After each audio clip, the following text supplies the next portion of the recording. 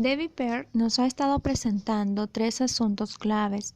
Recapitulando, el primero se titulaba "Pero ya me volví a casar".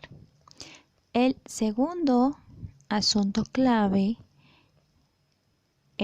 fue titulado "Mi marido dijo que yo tenía que usar anticonceptivos". Y el tercer asunto clave es una pregunta. Y dice así: ¿qué hay de la cubierta de la mujer? Carta. Estimados señores Pearl, ¿podrían explicarme qué es lo que significa cuando la escritura dice que la mujer debe cubrirse la cabeza? Una buena amiga me mandó un librito que se llama ¿Debe ella usar velo? Dios le ha traído a ella convicción respecto al uso de la cubierta, y ella quería compartir conmigo el gozo del uso de una cubierta. Mi marido considera que es una tontería y se niega siquiera a comentar el asunto. Me dijo que hiciera lo que quisiera, pero que si hacía lo que él quería, no usaría ese ridículo trapito. Si me pidió que les escribiera a ustedes, es porque sabe que leo sus escritos sobre la crianza de los hijos.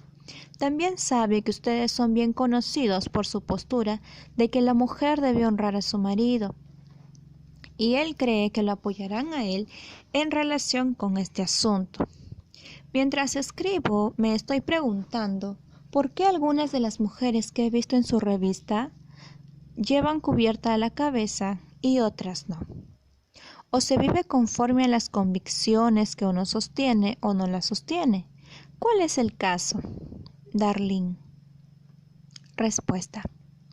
Estimada Darlene, la razón por la que ves que algunas mujeres usan cubiertas adicionales en la cabeza y otras no, es que la iglesia no es la cabeza de la mujer, lo es el marido. Si un hombre quiere que su esposa lleve una cubierta adicional, ella debe usarla, pero si no, no debe usarla. Las convicciones son de cada varón, no de la mujer y no de la iglesia. La palabra de Dios dice claramente que la iglesia no tiene tal costumbre. En 1 Corintios 11:16. El pasaje al que te refieres es 1 Corintios 11, versos del 2 al 16.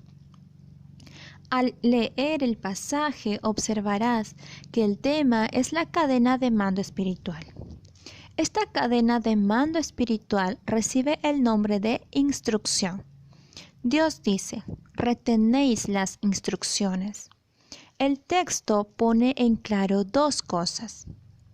La cubierta es una costumbre que no es parte de la iglesia, y el encabezamiento de la mujer por su marido es una instrucción que Dios manda que observemos. 1 Corintios 11, versos 2 y 3 dice así: Os alabo, hermanos, porque en todo os acordáis de mí y retenéis las instrucciones tal como os las entregué. Pero quiero que sepáis que Cristo es la cabeza de todo varón y el varón es la cabeza de la mujer y Dios la cabeza de Cristo. Entonces, estos versículos introducen el tema de este capítulo. El tema no es la cubierta de la cabeza, que en el versículo 16 se llama costumbre. El tema es la cadena de mando. La mujer tiene una cabeza, y es su marido. El varón tiene una cabeza, que es Cristo, y Cristo tiene una cabeza, Dios. Esa es la cadena de mando que Dios estableció desde el principio. Esta cadena de mando es una instrucción que Dios manda que sigamos. Versos del 4 al 6. Todo varón que ora o profetiza con la cabeza cubierta afrenta su cabeza. El hombre está deshonrando a Cristo, su cabeza, si ora con su cabeza cubierta. Pero toda mujer que ora o profetiza con la cabeza descubierta afrenta su cabeza, porque lo mismo es que si se hubiese rapado.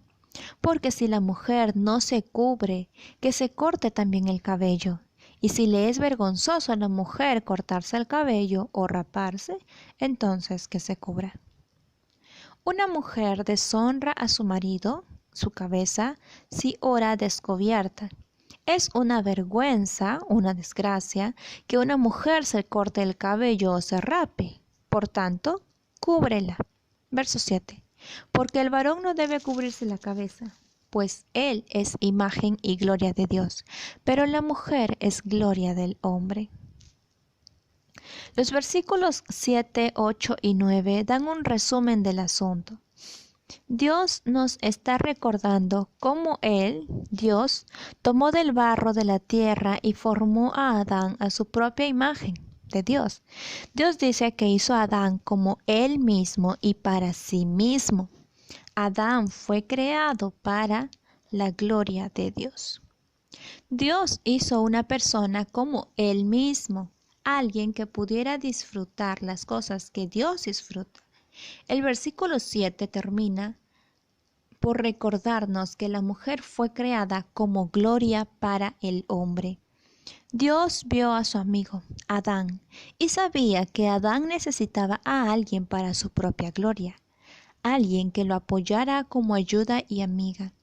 Así que Dios tomó una costilla del cuerpo de Adán, y de ella hizo una mujer, hueso de sus huesos, célula de sus células, de ADN de su ADN, a la imagen de aquel de quien vino. Versos 8 y 9. Porque el varón no procede de la mujer, sino la mujer del varón. Y tampoco el varón fue creado por causa de la mujer, sino que la mujer fue creada por causa del varón. Dios nos está dando las bases de su plan de creación. Él estableció la cadena de mando. Este plan está incluido en el código genético. Es parte de la misma esencia de lo que somos y de quienes somos. Volvernos a crear a nosotras mismas como cabeza del hombre sería una afrenta a la creación original de Dios. Los ángeles conocen y entienden este plan de la creación. Ellos estaban presentes, observando y esperando. Dios dice que es por causa de ellos, los ángeles, que la mujer debe honrar a su marido como su cabeza. Verso 10. Por lo cual la mujer debe tener señal de autoridad sobre su cabeza, por causa de los ángeles. La palabra griega autoridad es exousia, que significa facultad, potestad, derecho o jurisdicción. Esta autoridad sobre su cabeza se refiere a que está bajo la autoridad de su marido.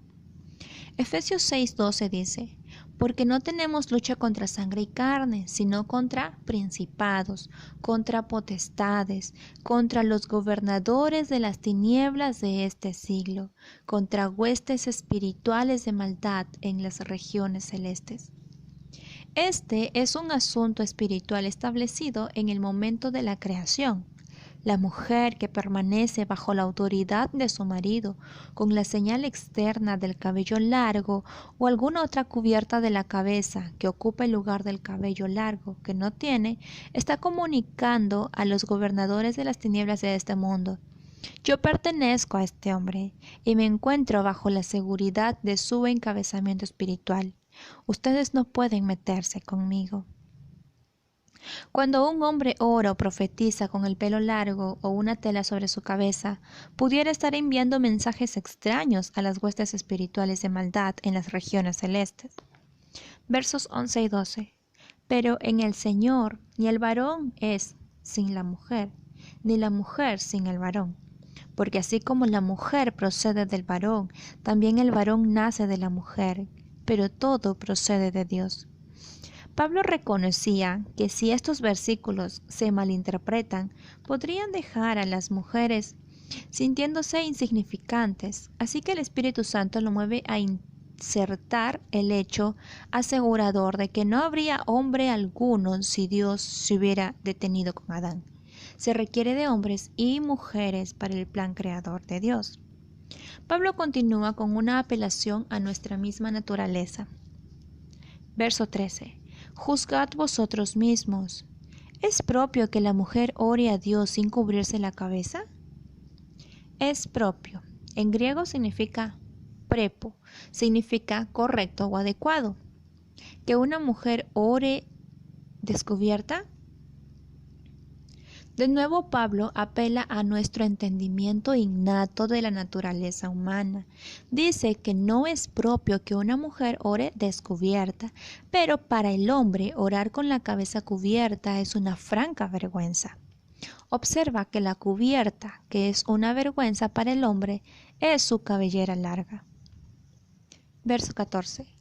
La naturaleza misma no os enseña que al varón le es deshonroso dejarse crecer el cabello. La misma cubierta que al hombre le trae vergüenza es una gloria para la mujer. Verso 15. Por el contrario, a la mujer dejarse crecer el cabello le es honroso, porque en lugar de velo le es dado el cabello. La cubierta que Dios le dio a la mujer es su cabello. Nunca se menciona ninguna segunda cubierta. Para la mujer, Convoy en las montañas de Nueva Guinea, un valioso pedazo de tela sería utilizado para proteger a su bebé contra el frío, no para ponérselo en la cabeza, porque Dios le dio su cabello para cubierta. Pablo concluye su mensaje con un simple recordatorio respecto al asunto del cabello, la cubierta y la autoridad de la iglesia. Ordena a las iglesias que no contiendan por el asunto del cabello, largo o corto, y que no lo manejen como una costumbre divinamente aprobada. Verso 16. Con todo eso, si alguno quiere ser contencioso, nosotros no tenemos tal costumbre, ni las iglesias de Dios. Así que sea que lleves el cabello largo, corto o uses un pañuelo, la regla de Dios sigue siendo que todas las mujeres, casadas o solteras, guarden silencio en la iglesia, lo cual incluye orar y profetizar. No es difícil entender esto, pero a muchos les resulta muy difícil aceptarlo. Primera de Corintios 14, versos 33 al 35 dicen: Vuestras mujeres callen en las congregaciones, porque no les es permitido hablar, sino que están sujetas, como también la ley lo dice. Y si quieren aprender algo, pregunten en casa a sus maridos, porque es indecoroso que una mujer hable en la congregación. Por supuesto, la iglesia no es el edificio, es la asamblea de los creyentes con el fin de adorar, predicar la palabra y ministrar los dones. El capítulo 14 de Primera de Corintios enseña acerca de la iglesia y sus funciones.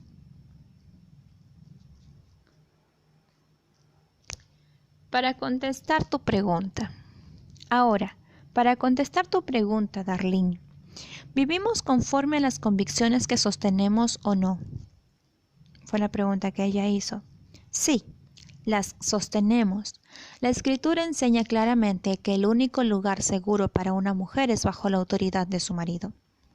Sentada aquí escribiendo, vienen a mi mente algunos ejemplos de esposas realmente malas. Son mujeres mayores, más sabias, más espirituales, entre comillas, que han corrido a sus maridos o para fines prácticos les han cerrado la puerta de la recámara. La mayoría usan el pelo largo, traen velo y vestidos piadosos y son de las mujeres más rebeldes y refunfuñonas que jamás hayan atormentado a un hombre. Las he visto en muchas partes del país. Algunas denominaciones las producen más que otras. Muchas se jactan de ser la novia de Cristo o una profetisa y se pasan la vida ayudando a otros, entre comillas. Las Escrituras enseñan claramente que no serán mejores como novias de Cristo que los que son como esposas para sus maridos.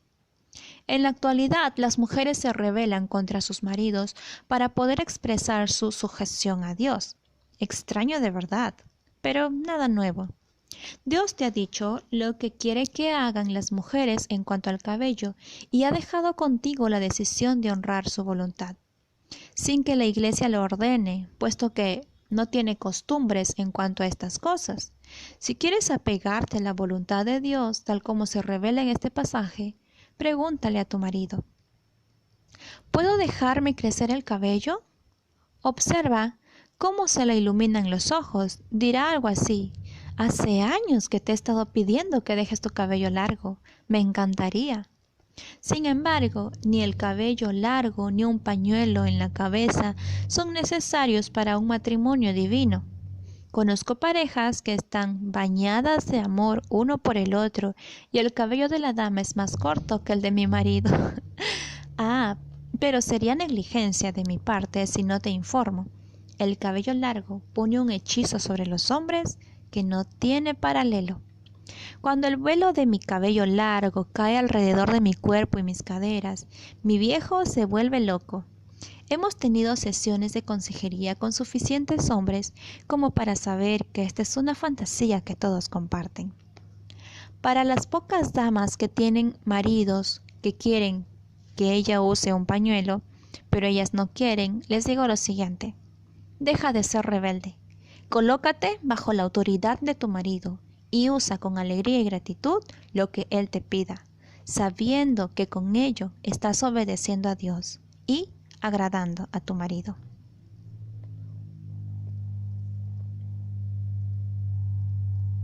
Aprendiendo a hacer una apelación. Hubo algunas ocasiones al inicio de nuestra vida matrimonial cuando tuve diferencias con mi marido, que yo sentía que debían ser resueltas. Yo sentía que tenía que hablarle y que él tenía que escuchar. Al principio él tendía a hacerme a un lado, atribuyendo mis irregularidades a las hormonas femeninas. Si yo me molestaba por algo, lo primero que hacía era preguntarme si estaba arreglando.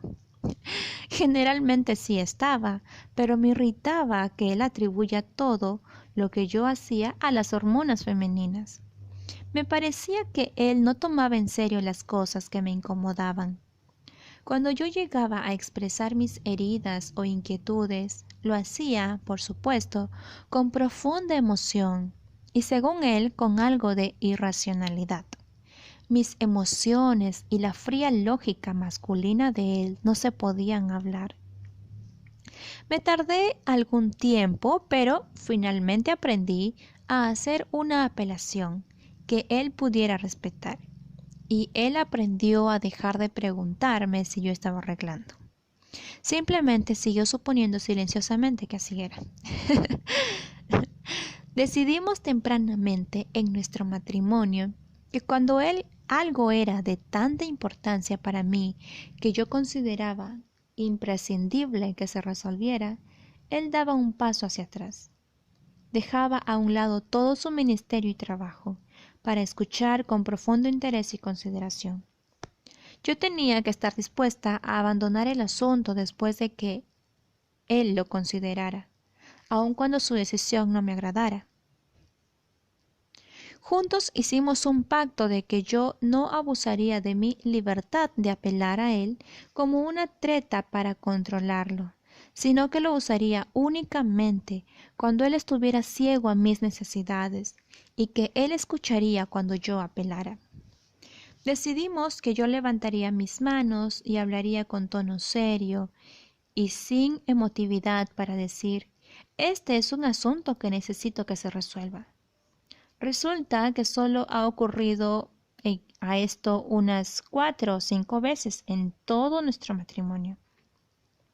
Si conocieras a mi marido, te sorprenderías de que tan pocas veces haya tenido que recurrir a mi apelación.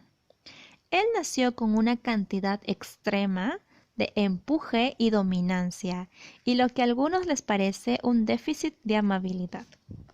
Digo eso a manera de elogio. Él es un líder, espera que le sirvan. Cuando entra a un lugar donde hay mucha gente, sea en una iglesia o una gasolinera, la gente toma nota de su presencia. Mientras que la mayoría de los hombres caminan kilómetros en su vida, él ha recorrido galaxias. Ha esperado que yo haga lo mismo. Mi vida nunca ha sido realmente mía. He estado de guardia cada minuto de cada día. Lo que aprendí cuando acordamos tener esta política de apelación fue que la mayoría de los problemas cotidianos no eran tan abrumadores después de todo. Y una vez que yo sabía que contaba con un foro en el que podía conseguir una audiencia justa, descubrí que estaba dispuesta a tolerar mucho más. Las pocas ocasiones en que tuve necesidad de usar mi apelación giraban principalmente a torno a su incapacidad para ver la perspectiva de la mujer en algún asunto. Él revisó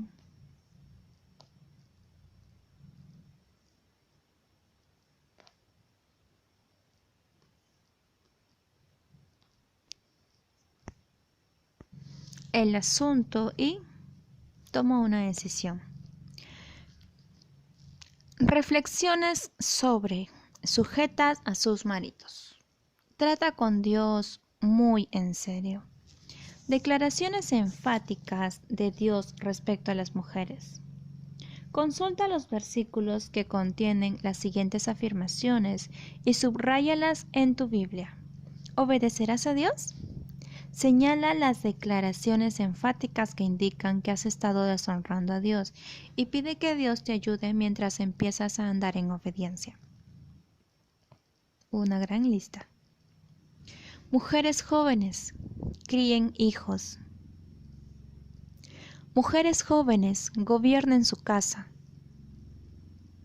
Esposas, no den al adversario en ninguna ocasión de maledicencia. Esposas, sujétense a sus maridos. Esposas, amen a sus maridos. Esposas, amen a sus hijos. Mujeres, sean discretas. Mujeres, sean castas. Mujeres, sean cuidadosas de su casa. Mujeres, sean prudentes. Mujeres, sean buenas. Es una vergüenza que la mujer se rape o se corta el cabello. El cabello largo es gloria de la mujer. El cabello largo de la mujer le es dado por cubierta. Es deshonroso que la mujer ore o profetice descubierta. Que la mujer aprenda en silencio. No permito que una mujer enseñe. Mujeres, no ejerzan autoridad sobre el hombre. Esposas, respeten a sus maridos. Esposas, observen conducta casta. Mujeres, atavíense con ropa decorosa. Mujeres, vistan con pudor y modestia. Que su adorno sea el interno del corazón. Esposas, tengan un espíritu callado y apacible. Esposas, cumplan con el marido el deber conyugal. Esposas, agraden a sus maridos. Mujeres, callen en la congregación. No se permite a la mujer hablar en la iglesia. Esposas, no sean ociosas.